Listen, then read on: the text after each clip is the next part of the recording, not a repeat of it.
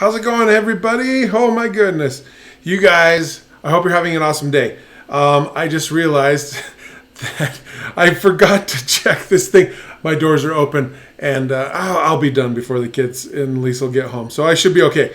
Len just pulling the feed up on my phone. Hope you're having an awesome hump day.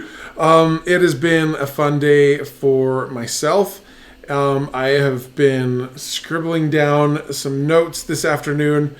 Look at all this goodness. For some things that I'm working on. As you know, I'm working on something cool and exciting.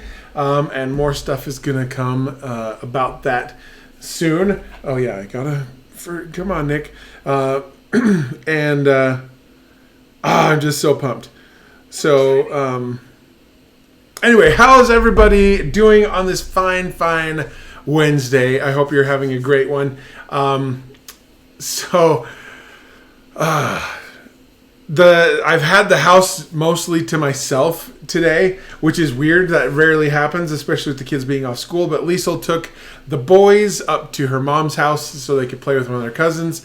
And then Chloe went to her cousin that lives down the street to my sister's house. And so, it's always funny. Like, I'm always like, yes, I can focus. But then with the quiet and stuff, I'm like, do any of you guys have that problem when you get alone finally, when you have some time to think or to be clear, that like your mind just draws a blank and you're just like, what do I want to talk? What do I want to work on?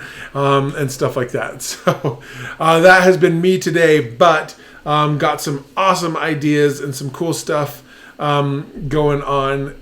And I just can't wait to share it with you guys. So we are going to talk today about why, where, and how I became known as the Friendly Giant. Okay, I get people telling me all the time, "Oh, this is the perfect name for you and your business." You know, all this kind of stuff, Friendly Giant Films and everything. And it was just, it is perfect, right? But I wanted to share the story with you guys about how I became the Friendly Giant. So, are you guys cool with that? If you are, let's go ahead and jump in.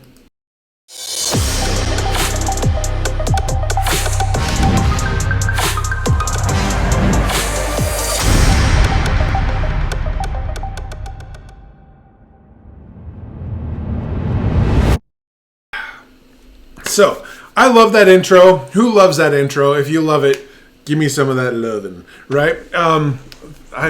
My buddy Kevin Anson, he's just such a stud. I was watching a little bit of one of his lives earlier today because we hadn't chatted for a while and just wanted to see what he's up to. And he's just awesome, creating lots of cool stuff when it comes to video ads, teaching people how to do it. He's so awesome. Shout out to you, my brother, Kevin. So for today, again, I want to talk about how I became known as the Friendly Giant, how that name came about, just for fun. Like, I've been going super hard on teaching content. I just felt like, I've got some new people, and I wanted to just kind of do a little bit of relationship building, just get to know me a little bit more, and that kind of stuff. So that is what we're going to go through today. Now, if you don't know, so again, if you're new to me, I'm Nick Fitzgerald. I am a master storyteller, and I help entrepreneurs and I coach entrepreneurs to find and tell the perfect stories from their life experiences that relate to their business so that they can sell more of their products and services and also grow their audience and all those kinds of things, right?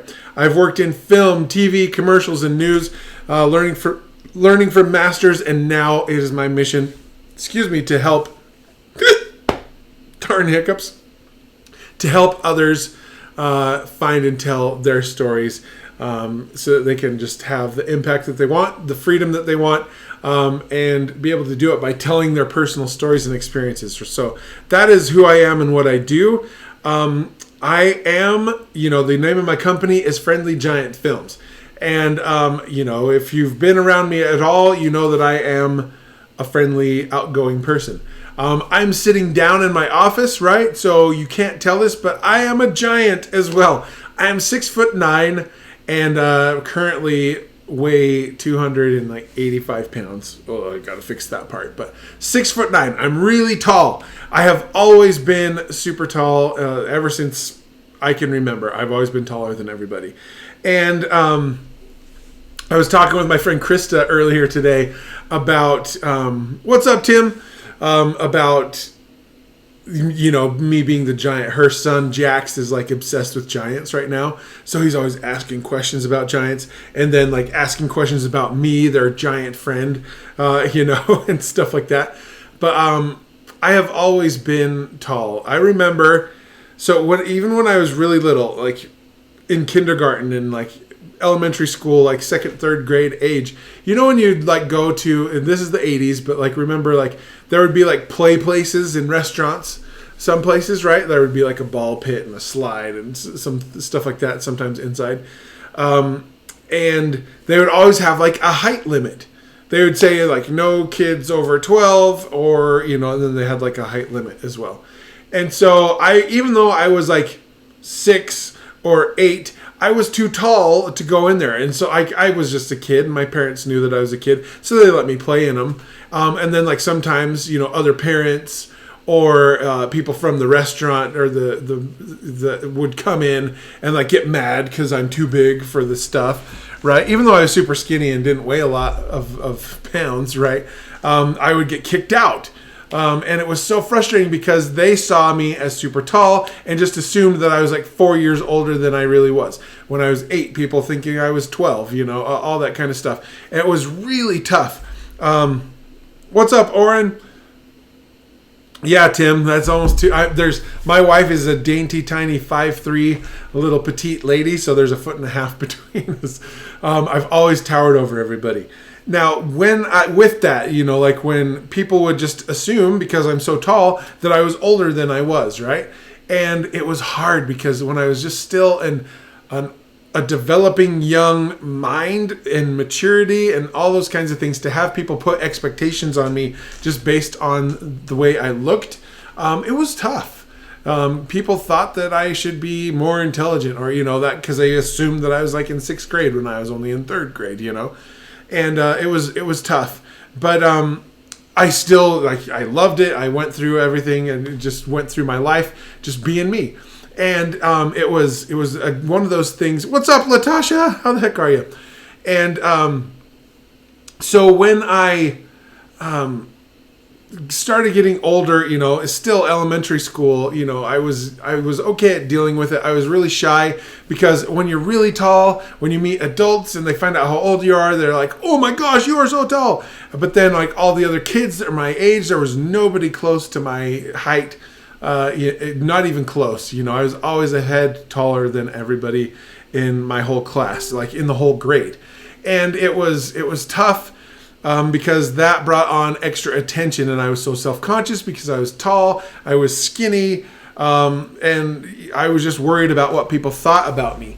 And so I was shy, I withdrew, and I got teased, daddy long legs and stuff like that. And like looking back, like the names aren't like that big, but like when you're that young and having kids that you look up to and you want to be friends with and you want to play with, laughing about you and teasing you and all those kinds of things, it's rough, right?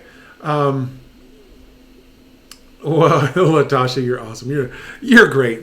I love you. You're so cool. I'm so excited for everything you've got going on. So, with all that, I got through elementary school, like. Just to give you an idea of how tall I've always been. When I was in 6th grade, I was 6 feet tall. Okay, so it wasn't just me like being a little bit taller and being self-conscious.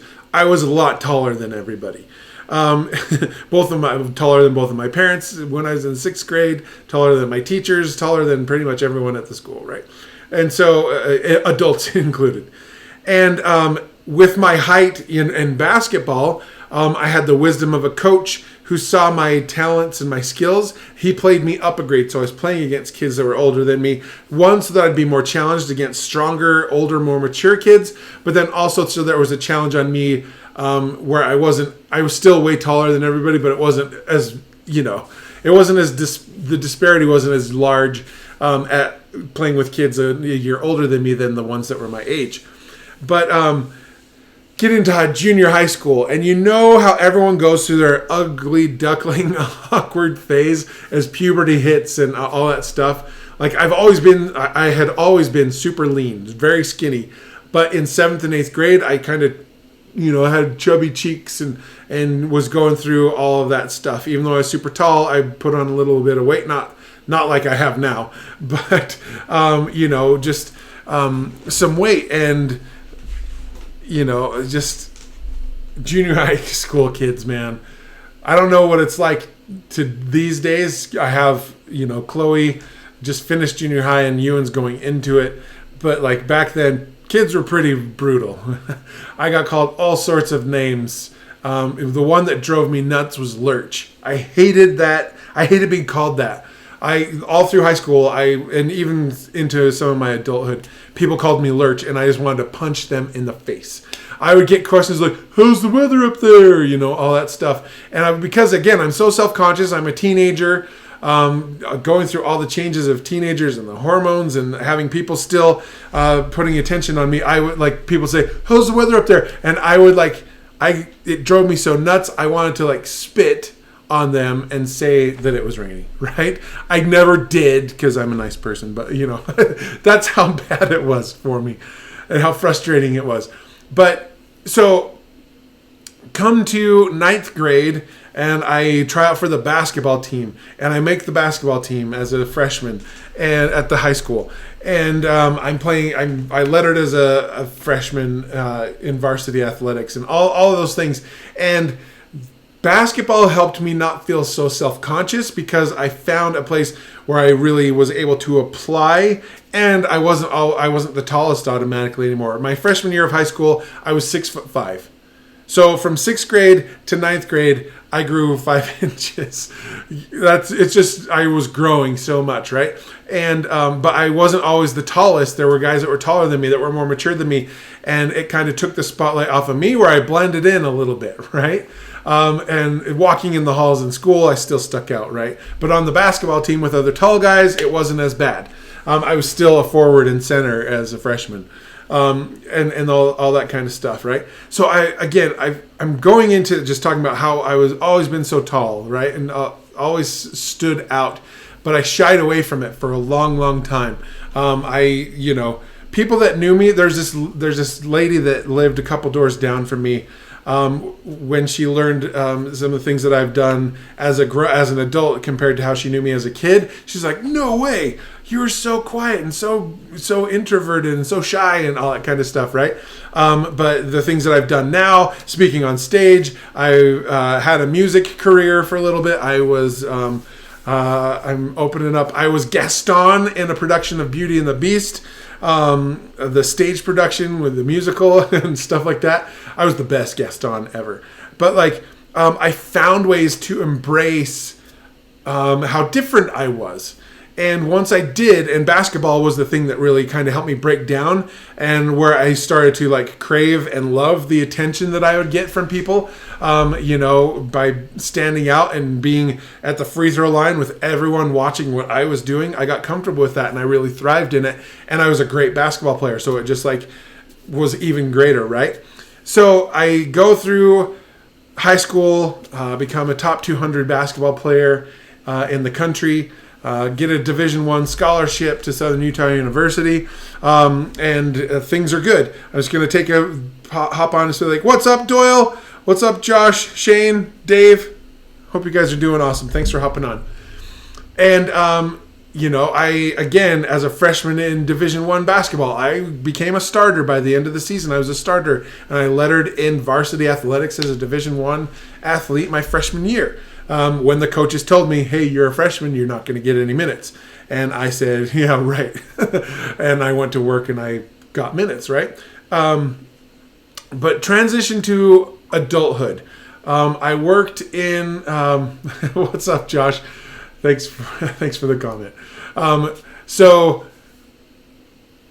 I retire from basketball, right? I'm working a 9-to-5 job. I'm sitting at a cubicle in a cubicle farm, all these kinds of things. I worked for a company for 5 years, and it was awesome.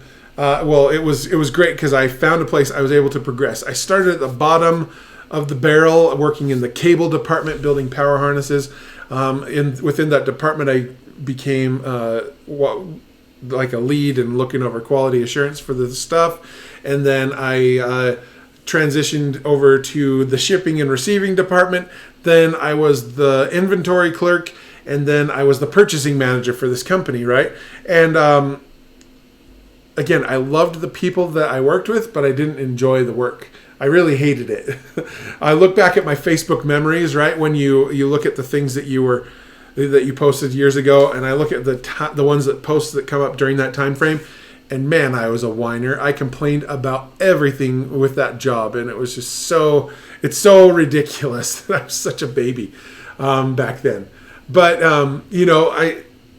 I left that job to go to another company. I was chasing paper, trying to get money. I got a $5,000 raise doing something that I had no idea what I was doing, but I did an okay job at it, and I managed a department of people, and that was great. And I did that, and after leaving the security of being with a company for 5 or 6 years to this other one, 7.5 months later, roughly, I got laid off.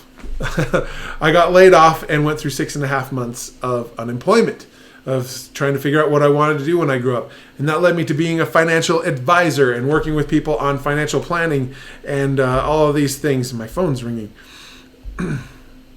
Come back. Okay. Sorry about that.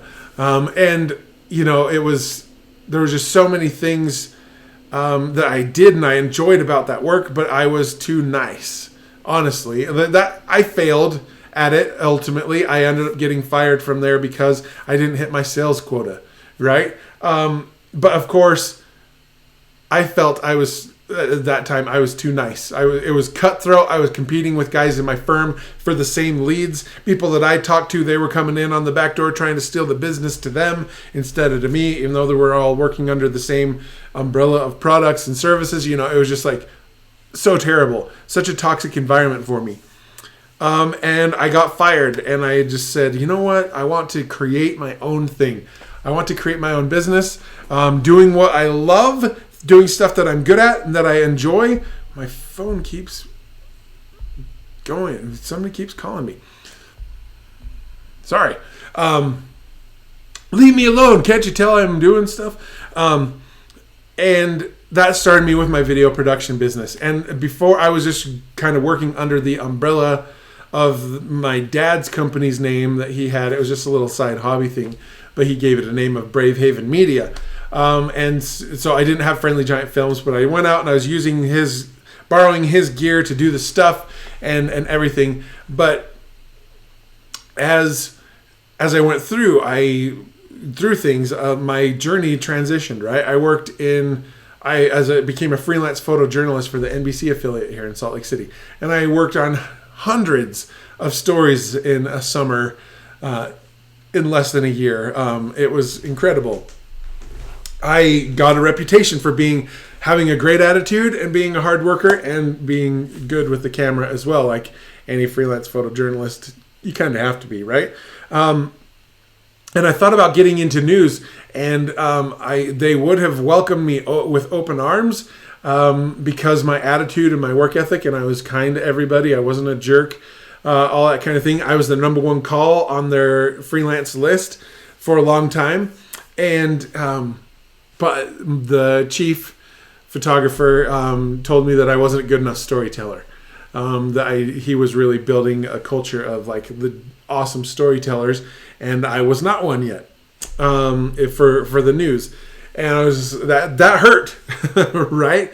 But still, I still freelanced for them, but like that transitioned me into film, where I would, up to that point, anytime I'd worked with a camera or doing video, I was all on my own, doing everything, doing the lighting, doing the camera, making sure it's in focus, monitoring the sound, asking the questions in the interviews, especially with the news, because I'd hardly ever had a reporter with me. I was the reporter. And then editing and turning it around and delivering all these things. And so I wanted to see what it was like in places where there were departments of people that worked together on this thing, but they had their roles. So I started working in film And I've told this story before, but the first movie I ever worked on was a movie called Saturday's Warrior. Before I get into that, like, let me know. Are you guys still here? I say, Crystal, what's up? You guys you're on. That's awesome. Yeah, I'm gonna grab a drink really quick because my mouth is dry. But like, and I'll get into this story about the first movie that I worked on and what happened there. Now I'm giving this personal history. There's a purpose to it. It's not just me rambling for the sake of rambling, but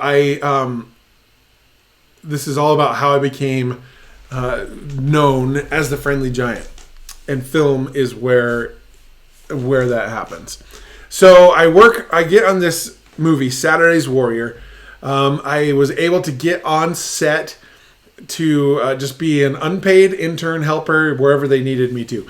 And I got assigned to help craft services, which is all the snacks and the drinks and all that kind of stuff throughout the day for the cast and crew. And we were at a big park in Salt Lake City, and I spent the whole day carrying cases of soda and water from the crafty lady's trailer over to set, and replenishing and handing out water bottles and stuff like that. And it was so funny. All I was doing was handing out a water bottle to crew members. We're outside. It's early September in Utah, so it's still pretty hot. And, they're working and all that stuff. So I just handed out water bottles. And, Crystal, better late than never, right? So I did this, and I had a good attitude. I was 35 at the time, as an unpaid intern on a film set, handing out water bottles to crew and cast. It's pretty easy for somebody to have a bad attitude and be like, right? When you get assigned to that. I didn't. I've always had that good attitude and stuff like that. And so I did it, and I did such a good job that I got invited back to help. And I helped a few more times with craft services, and it was fun, and I got to meet the cast and get to know most of the crew members, and it was a cool family environment. When you spend 12 to 14 hours a day with people in close proximity, working hard, like, you build bonds really quickly. But that led me to, during the course of that show, I got hired to be a grip, to learn grip and electric, which was the lighting stuff. And it was a lot of fun, and I met some awesome people, and I learned some new skills, and it was super cool. And then at the end, the last day, I was on camera crew, and I was the second assistant camera, where I did the slate, the clapperboard. And I actually got to pull focus, sit in the first assistant camera seat on the last shot of the movie, which was a shot of this mom and dad and a kid and a girl in a wheelchair walking down the hallway of a hospital. So I was like focusing on them as they went down. It was just super cool. It was so awesome. And I nailed it. It was so great. But because I had that great attitude and all those things, I got invited into other sets. Those people, like, you get together on a show and it wraps, and then everyone goes and works in different things. It's not like you work with the same people every time. There's always variables, and people go into different projects. And I started to get invited to be a production assistant and things like that. And then I started getting a lot of grip and electric work and those kinds of things. And all throughout it, again, I'm working my butt off, and I'm not making very much money. On a good film set these days in Utah, if you're on a commercial set, the rates are a little bit better, $50 to $100 better per day. But on a good one, I was getting like $300 a day for a 12 or 14 hour day, which is, you do the math, that's not super great. If you added that $300 a day up over 365 days or 52 weeks, right? Like, that's not a terrible number, but it's not great when you consider all the time and work that goes into it. But I always had that great attitude. And there was a movie I was working on. It was called The Landlord. I can't remember what they ended up having the final name be, but it was one of those crime kind of thriller type of movies. And so I was the best boy electric on it, And the gaffer was a good friend of mine, and the director of photography was the guy. If you've seen the Lethal Weapon TV series on Fox, he's the director of photography for that. He was the director of photography for this. He's an Australian dude, super cool, Andy. And he started calling me like my friendly giant, the friendly giant. Oh, the friendly giant's here, that in his Australian accent and everything. And whenever he needed something especially high, I didn't need a ladder. I could just, grab it. He's like, he'd just call me like, hey, friendly giant, come over here, right? And I had to leave that production halfway through because we were going on a trip to California. And I heard him talk about like people saying like, oh, I miss my friendly giant, all those kinds of things. At the same time, that's when I started my production company. I was starting to want to transition back into doing client work instead of film. And so I was like thinking, what should I call my business and stuff? And Friendly Giant Films. At first I was thinking like BFG Films, like Big Friendly Giant, that kind of thing. But then that movie BFG that Disney did or that Spielberg did came out, and like I couldn't get domains for that and compete with that in SEO. And even I am still with just Friendly Giant, right? But I'm doing okay in that battle. But so it became the Friendly Giant. And every set that I went on, I was known as the Friendly Giant. Not because I told people to call me that. Like I get on and it's the first day and you're like, oh, the Friendly Giant. And they give me hugs and all that kind of stuff. And that is how I got that name, was because I had a great attitude and I worked my butt off, and I was literally a giant, right? And if any of you have met me in person, you know that I am that persona. I am a friendly giant. I'm kind, I'm nice, I'm not a jerk to people. I have times when I'd have to drop the friendly and just be the giant and, take care of business. But it's just one of those things. And the reason I tell you this long story, this long life history, so to speak, about it, is every single one of you, whether you have a business that's been going for a while or you're figuring things out or things like that, like, don't get hung up on what to name or call yourself, right? But it's more, you have your persona. You are your brand. And if it was Friendly Giant Films, just like this, mirroring, looking under, like this says, but I was a jerk to everybody, there's conflict, right? It's not gonna work. People are gonna be like, oh, cool, Friendly Giant, and he's really tall, huh? But he's a jerk. I don't know why, like you are your brand. And the stories that you tell and the way you live your life every day, whether you are with clients, whether you are just online, whether you're home with your family or your neighbors or in your communities, whatever it might be, that is your business card, right? I don't have business cards anymore. I used to have them, and like I thought it was a cool thing to hand out, but I just realized it was a waste of money because nobody ever called me. It just went into a file cabinet or in the garbage can later, or they forgot about it and that kind of stuff, right? You are your brand. And the way you live your life and the things that you do becomes your brand story.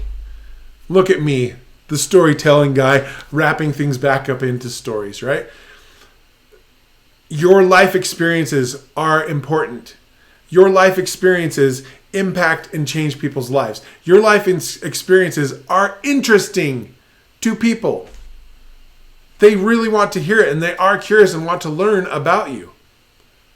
And I know we tell ourselves the lies of, I'm not interesting, I don't have a story to tell, nobody will really care, I'm just starting out, I don't have a business, I don't have a big following, all that stuff. We tell those lies all day, every day, because we know that by opening up and sharing is where we become vulnerable. And if you missed my post about vulnerability and how I hate that word in entrepreneurship, go and find that episode from a week or so ago. It has vulnerability in the title, so you'll be able to find it easy.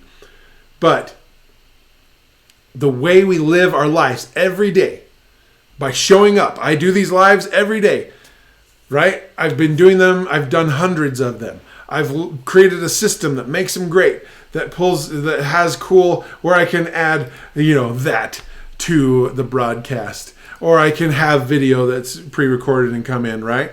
And that's become my brand, right?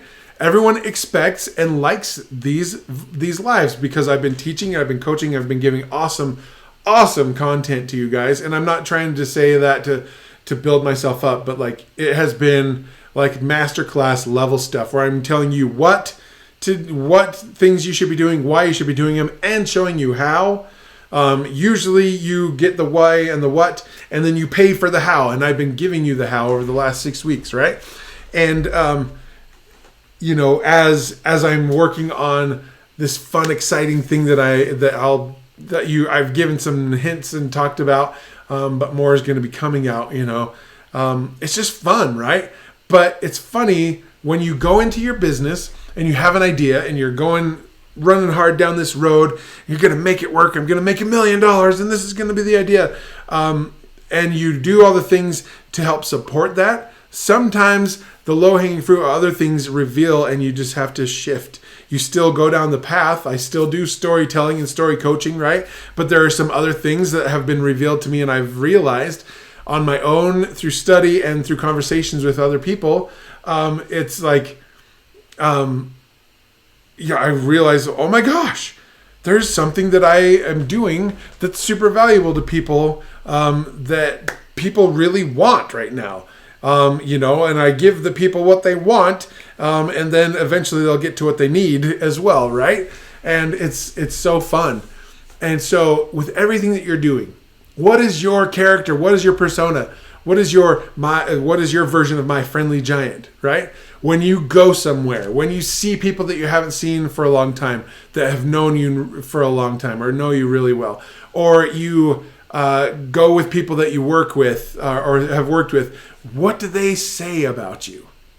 What do they call you? Like, how do they speak about you when you're not there? Like, they call me the friendly giant, and they say other things as well. You might not have a title like that, a nickname, but what are the things that they say about you based on their interactions with you? That is your brand. That is your business. So if you're struggling trying to figure out what it is you want to do, or who it is that you're serving, or those kinds of things, you could even like go to your Facebook profile after this, or your page, and just ask, what's something, if you were to like, what's something that you really would consider my superpower, or something that I'm super good at, or just ask people, or like, what's something that I have done that's impacted you? I did that a few weeks ago on my personal page. I asked that question, and you'll be amazed at what comes back, and you'll start to see some similarities in things. And when you do, that will help you determine your focus, your direction, if you're trying to figure it out, or to help get you centered back to your core. Like one of the things that I heard got comments on when I posted that, hey, what's something that I did that was influential or impactful for you, or how have I been impactful in your life? And it's funny, like there were like 6 comments or so that all dance around my story, my personal story, and my journey has been inspirational to people, and given them the courage or the strength to go and do for themselves. And I was like, whoa, that was so cool, right? And I'm going to throw that up there. Thanks, Aaron. You're the man. And as I realized that and had it reminded to me, I can see all these shifts that have been happening as I've remembered that, and things are aligning. And the things that I'm working on right now are going to be huge game changers for you guys, for entrepreneurs, for the people who buy these things and pay for them. It's going to be insane, but it's also going to be impactful for my family and our situation. And 2019 has been rough for me in the business. I've talked about it a little bit, how I've just had some had some challenges, right? I haven't gone into the detail on what those challenges are, but it's been rough. And I know that this direction, not new direction, but like this little pivot to incorporate these other things that you guys and others have been telling me that they want. Instead of focusing like, no, you need to story, right? And not listening to everything else. I hear you. And it's just fun. And it's going to be so impactful for those that buy it and get involved. It's already been impactful for like Aaron, who's implemented this stuff. Some of the things that I'm going to be bringing out, and everything else. So for you, just ask that question. Think about it. Take that introspective time. And I promise you, as you do it, you will see where your purpose is and which path you should go and how to go about going down that path. Now you're going to, I make it seem simple with like the stories and all that kind of stuff. And to me, it's simple because I have a process. But I'm happy to help. I've been helping for the last 6 weeks every day. Go and watch those things. If you want more guided help, like Crystal, when she's back and settled, like we're going to sit down and go through her story and really map it out. And it's going to be awesome, right? And she's hiring me to do that, right? It's just so fun to be able to do it.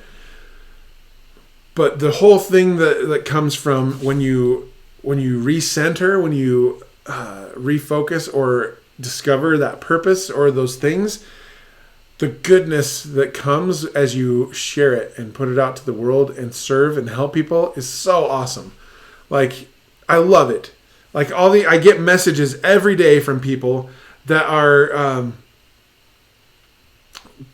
I get messages from people every day asking for help for this or insights on that. And I love it. And I answer their questions and things like that. And then if it gets to a point where, we have to, where we partner and stuff, that's great. If not, and I can give them a little nugget or give them some direction on something and they take action and it makes progress for them, then yes, I'm so excited about that. I was on a call this morning with a guy for about a half an hour. He's another video guy. I think he's in Texas.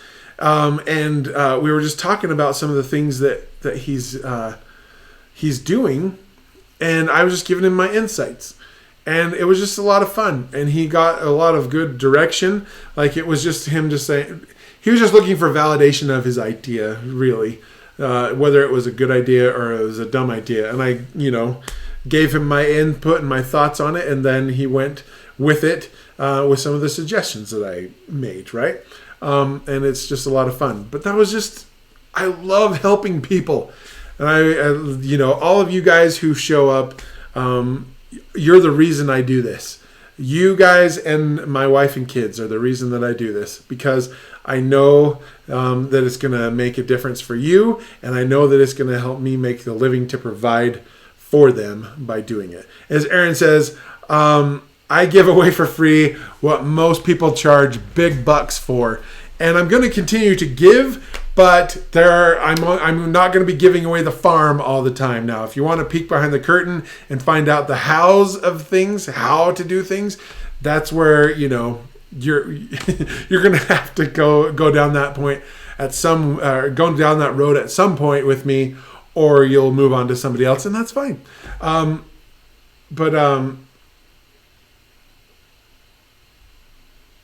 Yeah, so let's throw this other. Meet the department head of the online school of live presentations and business savvy, Professor Friendly Giant. I love it. Thank you, Aaron. That's a good one. I'm liking that one right away. But so again, if you're figuring out your purpose and you're trying to understand where you fit in this grand scheme of entrepreneurship or business in general, or just helping people, being a good member of your community or communities that you take part in.